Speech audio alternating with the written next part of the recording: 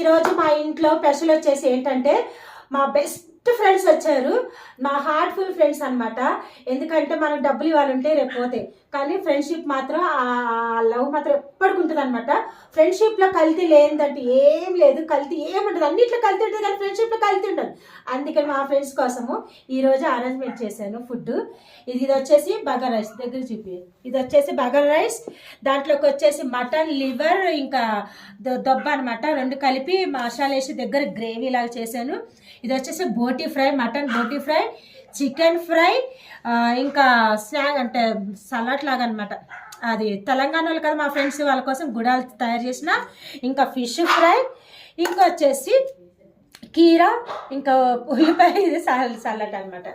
అది ఈరోజు వచ్చి మా ఫ్రెండ్స్ కోసం నేను ఎంతో ప్రేమతో చేసి, మా క్లార్ అర్సేసిన ఫ్రెండ్స్, ఎందుకంటే ఇక్కడ ఏదో తినేస్తాను అనుకొని మా ఫ్రెండ్స్ కోసం తయారు చేస్తాను. మా వీడియో మీకు నచ్చితే